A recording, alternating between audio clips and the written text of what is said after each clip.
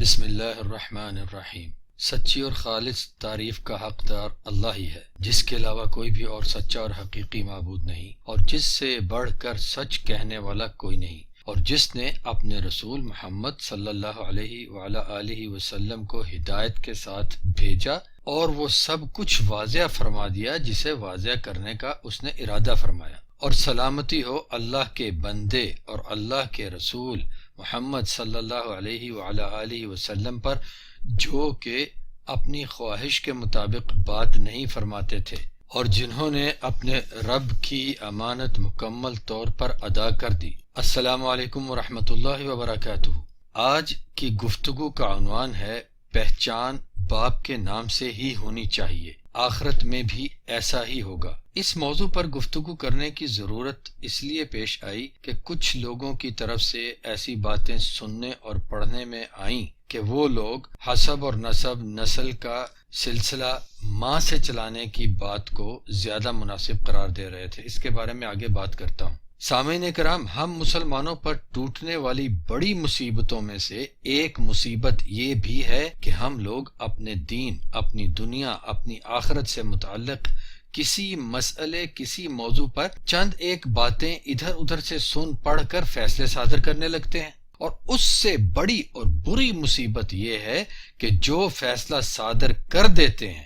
یا اپنا لیتے ہیں، اس فیصلے میں کسی غلطی، کسی کوتاہی، کسی نادرستگی کو ماننے کا قطعاً حوصلہ ہی نہیں رکھتے۔ ایسے بہت سے مسائل میں سے ایک مسئلہ یہ بھی ہے کہ کسی شخص کی پہچان باپ کے نام سے ہونا چاہیے یا ہوگی، یا ماں کے نام سے ہوگی یا ہونا چاہیے۔ ہمارے کچھ مسلمان بھائی غیروں کے فلسفوں سے متاثر ہو کر اپنے دین حق اسلام میں دی گئی تعلیمات،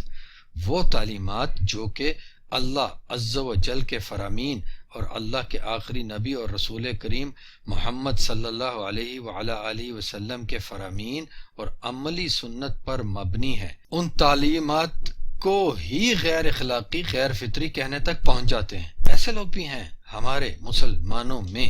مسلمانوں کا لباس اور حلیہ لیے بیٹھے ہیں، دلوں کے حال اللہ ہی جانتا ہے، بظاہر وہ مسلمان ہی ہیں، جو اللہ تبارک و تعالیٰ اور نبی کریم محمد صلی اللہ علیہ وسلم کے فرامین اور عملی سنت پر مبنی تعلیمات کو ہی غیر اخلاقی اور غیر فطری کہتے ہیں۔ اللہ تعالیٰ ایسے لوگوں کی خطاؤں سے درگزر فرمائے اور انہیں حق قبول کرنے کی توفیق عطا فرمائے، اور اگر اللہ کی مشیت میں ان لوگوں کے لیے ہدایت نہیں تو اللہ تبارک و تعالیٰ اپنی ساری مخلوق کو ایسے لوگوں کے شر سے محفوظ فرمائے۔ ان لوگوں کو شاید اس حقیقت کا بھی اندازہ نہیں کہ جو کچھ اللہ عز و جل اور اس کے آخری نبی اور رسول کریم محمد صلی اللہ علیہ وعلیٰ آلہ وسلم کے احکامات کے مطابق نہیں، وہ کسی بھی طور درست اور اخلاقی نہیں ہو سکتا، خواہ ساری دنیا کے تمام تر معاشرے اس کو اپنائے رہیں، وہ درست نہیں ہو سکتا۔ اسی طرح اللہ سبحانہ و تعالیٰ اور اس کے رسول کریم محمد صلی اللہ علیہ وعلیٰ آلہ وسلم کا کوئی حکم، کوئی تعلیم ان کے ہاں مقبول، کوئی بھی معاملہ قطعاً غیر فطری نہیں ہے، غیر اخلاقی نہیں ہے۔ جو کوئی بھی ایسا سوچتا ہے کہ اللہ تبارک و تعالیٰ یا اس کے نبی کریم صلی اللہ علیہ وسلم کہ دی ہوئے احکامات، ان کی مقرر کی ہوئی حدود، ان کی دی ہوئی تعلیمات کے مطابق کے موافق کوئی معاملہ غیر اخلاقی ہے یا غیر فطری ہے، تو ایسا جو کوئی بھی سوچتا ہے وہ شخص در حقیقت اللہ جل وعلا اور اس کے آخری نبی اور رسول کریم محمد صلی اللہ علیہ وعلیٰ آلہ وسلم کے احکام اور تعلیمات پر بہتان بازی کا مرتکب ہوتا ہے، سمجھ پائے یا نہ سمجھ پائے، لیکن وہ اس گناہ کبیرہ کا مرتکب ہو رہا ہوتا ہے۔ بہرحال سامعین کرام، یہ تو چند سرِ راہ باتیں تھیں۔ اب اصل مسئلے کی طرف آتے ہیں، گفتگو کے اصل موضوع کی طرف، جو کہ عنوان میں ذکر کیا گیا۔ ہمیں اللہ جل وعلا کے فرامین مبارکہ میں یہی ملتا ہے کہ اللہ تعالیٰ کے ہاں دنیا اور آخرت میں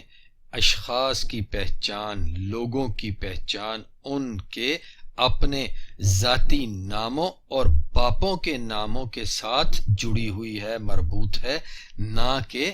لوگوں کی ماؤں کے ناموں کے ساتھ۔ کسی جگہ پڑھنے میں آیا کہ میرے ایک مسلمان بھائی نے مادر سری نسب یعنی باپ کی بجائے ماں کے نام سے حسب نسل چلانے کے نظام کی حمایت کرتے ہوئے اللہ تعالیٰ کے ایک فرمان میں سے ایک دو الفاظ کا ذکر کیا، اور وہ بھی غلط انداز میں، تاکہ ان کی بات کو، اس شخص کی بات کو کسی طرح کوئی تائید مل جائے۔ اس نے لکھا ولل انصاب، جبکہ قرآن کریم میں یہ الفاظ کہیں نہیں ہیں، بلکہ قیامت کے احوال کے ذکر میں اللہ جل وعلا کا یہ فرمان ہمیں ملتا ہے کہ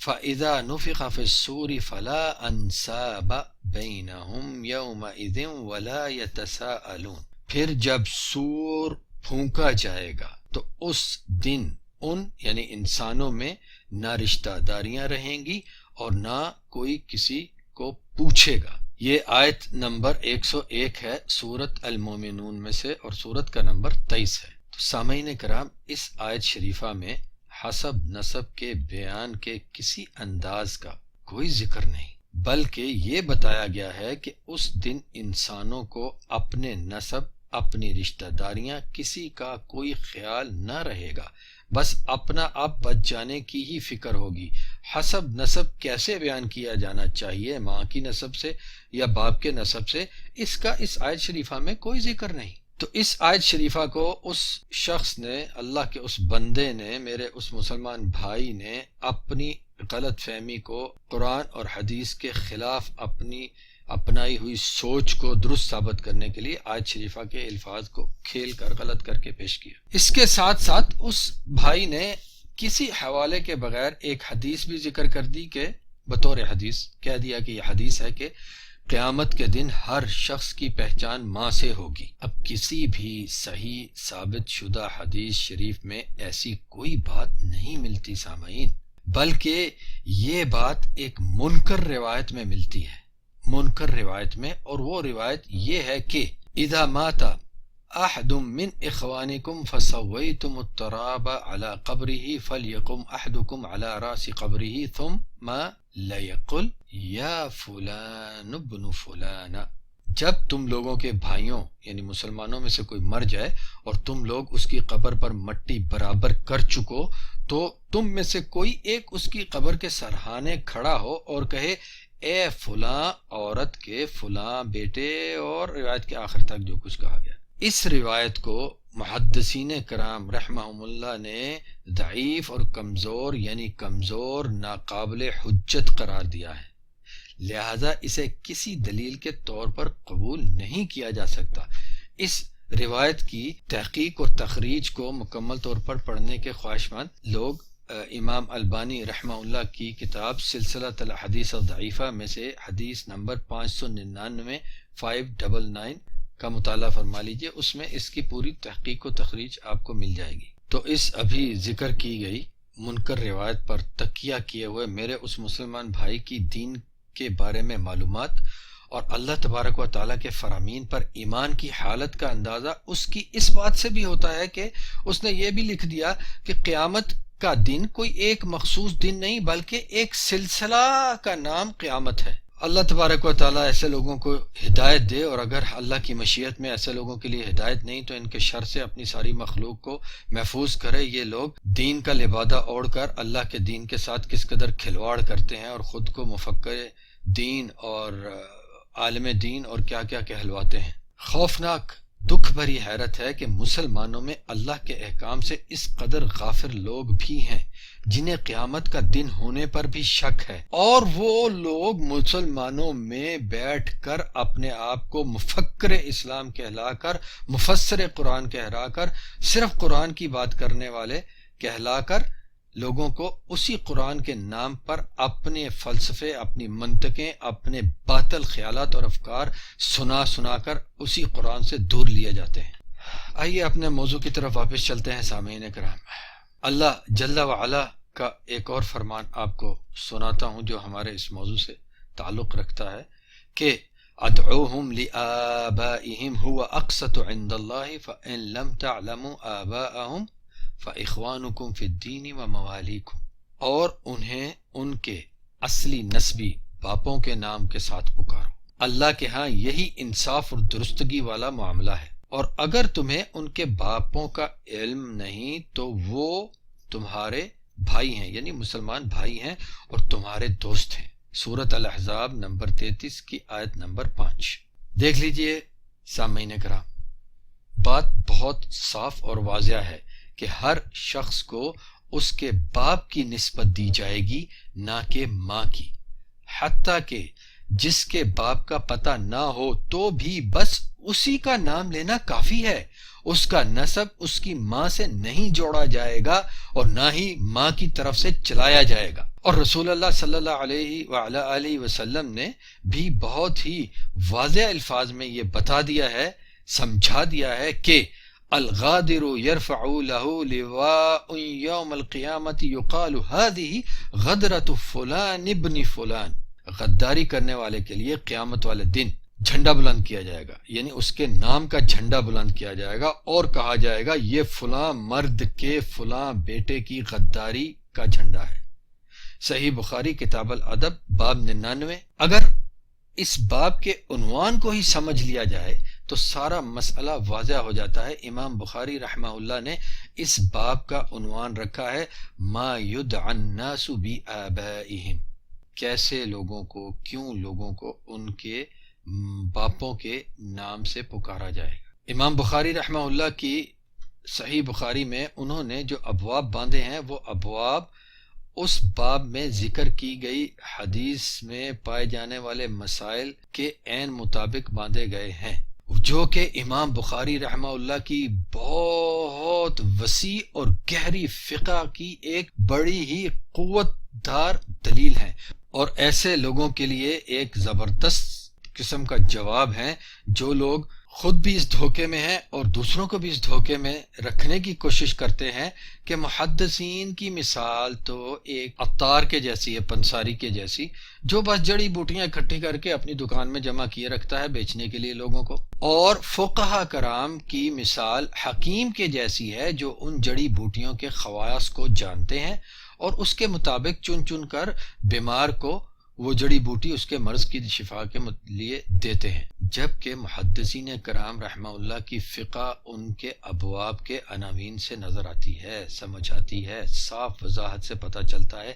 کہ اللہ تبارک و تعالیٰ نے ان کو صرف حدیثیں اکٹھا کر کے لکھنے والا نہیں بنایا تھا، بلکہ اللہ تبارک و تعالیٰ نے ان کو بہت وسعت والی اور گہری فقہ عطا فرمائی تھی، جو حدیث جمع کرتے تھے ان کے مسائل کے مطابق، ان حدیث شریفہ میں بیان کردہ مسائل کے مطابق اس باب کا عنوان بھی رکھتے تھے۔ خیر، بات کہیں کی کہیں چلی گئی، واپس اپنے موضوع کی طرف چلتے ہیں۔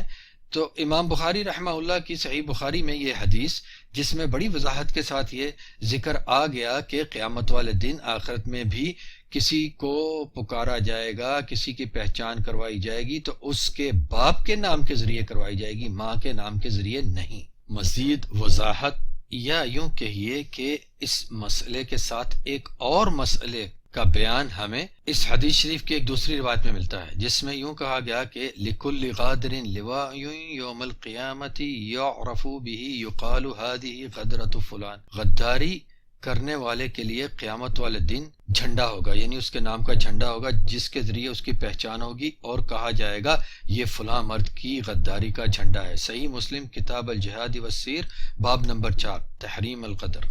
اس حدیث شریف میں ہمیں یہ بھی پتہ چل گیا کہ قیامت میں کسی کو اس کے باپ کے نام کے بغیر بھی پکارا جائے گا، یعنی یا تو باپوں کے نام کے ساتھ پکارا جائے گا، باپوں کے نام کے ذریعے پہچان کروائی جائے گی، یا بغیر باپ کے نام کے براہ راست اس شخص کے نام سے پکارا جائے گا۔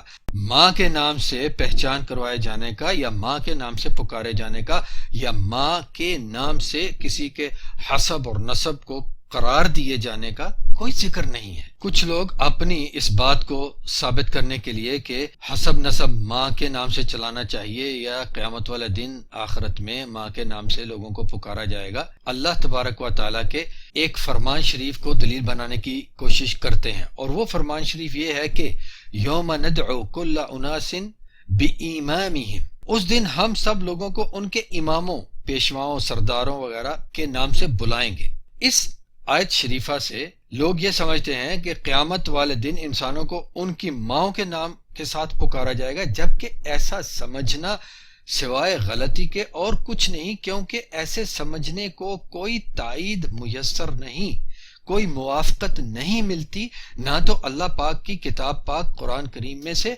اور نہ ہی اللہ تبارک و تعالیٰ کے آخری نبی اور رسول کریم محمد صلی اللہ علیہ وعلی آلہ وسلم کی کسی بھی صحیح ثابت شدہ حدیث شریف سے۔ میرے محترم سامعین، میرے محترم بھائیوں بہنوں، اس آیت شریفہ کی تفسیر میں مفسرین رحمہم اللہ نے بہت کچھ کہا ہے، جن کا خلاصہ میں آپ کے سامنے پیش کرتا ہوں۔ تفصیل جاننے کے لیے جو میرے بھائی بہن تفصیل جاننا چاہیں، وہ امام قرطبی رحمہ اللہ کی تفسیر الجامع لاحکام القرآن یعنی تفسیر قرطبی، اور علامہ محمد الشنقیطی رحمہ اللہ کی تفسیر اضواء البیان فی ایضاح القرآن بالقرآن میں سے سورت بنی اسرائیل کی تفسیر دیکھ لیں، کیونکہ یہ جو آیت ابھی آپ کو سنائی گئی ہے یوم ندعو کل اناس بامامہم، یہ سورت بنی اسرائیل، سورت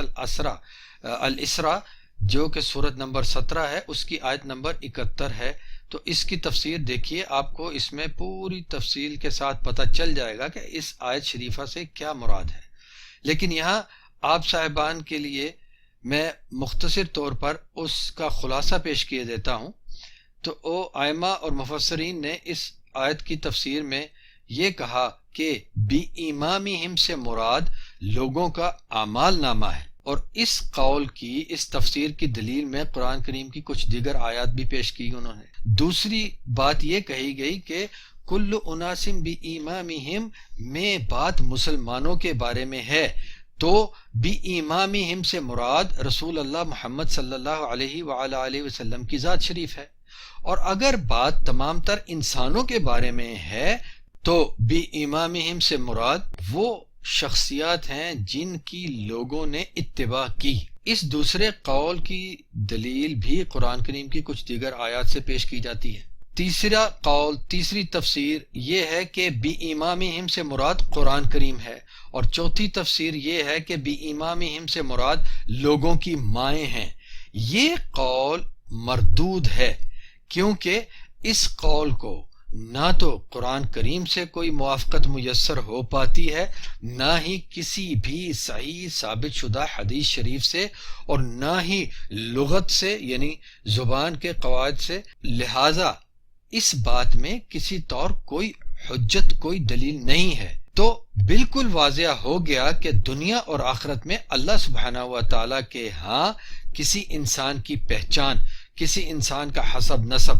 باپ کے ذریعے ہی ہوتا ہے اور ہوگا۔ اس کے علاوہ جو کوئی بھی کوئی دوسرا انداز اپناتا ہے وہ غلطی پر ہے۔ افسوس پھر افسوس، اور اس پر پھر افسوس کہ ایسے لوگ جو مغربی فلسفوں اور انداز و اطوار سے متاثر ہوتے ہیں، جن میں ایک میرا وہ بھائی بھی شامل ہے جس کی بات کی بنا پر یہ ساری گفتگو کا آغاز ہوا، وہ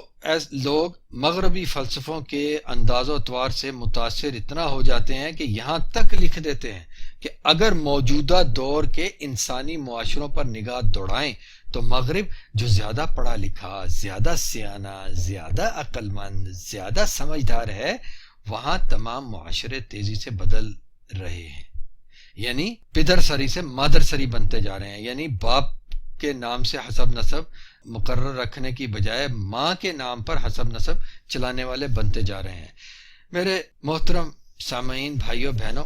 کسی مسلمان کو کسی بھی عقیدے یا عمل کی حمایت کرنے سے پہلے اچھی طرح یہ جان لینا ہی چاہیے کہ کہیں وہ حمایت اس کے لیے اس کی آخرت میں کسی خسارے کا سبب نہ بن جائے۔ بے شک دنیاوی مادی علوم کی تعلیم، ترقی، وسعت وغیرہ انسانی معاشرے میں کچھ انسان آسانیوں کا سبب بنتی ہے، لیکن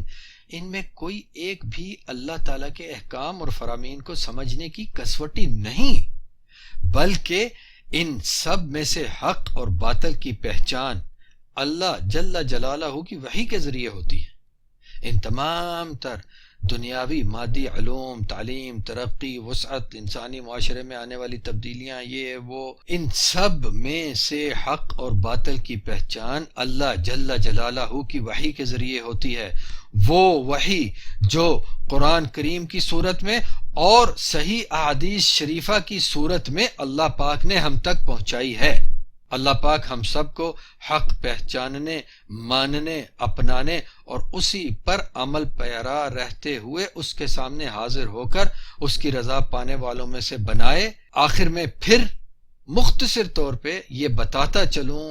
کہ اللہ تبارک و تعالیٰ نے یہی مقرر کر رکھا ہے کہ دنیا میں بھی اور آخرت میں بھی لوگوں کے حسب نسب اور ان کی پہچان ان کے باپوں کے ناموں سے ہوگی، اور اگر کسی کے باپ کا نام کا پتہ نہیں تو صرف اسی کے نام سے ہوگی۔ ماں کے نام سے نسبت طے نہیں کی جائے گی، ماں کے نام سے پہچان نہیں طے کی جائے گی۔ والسلام علیکم ورحمۃ اللہ وبرکاتہ۔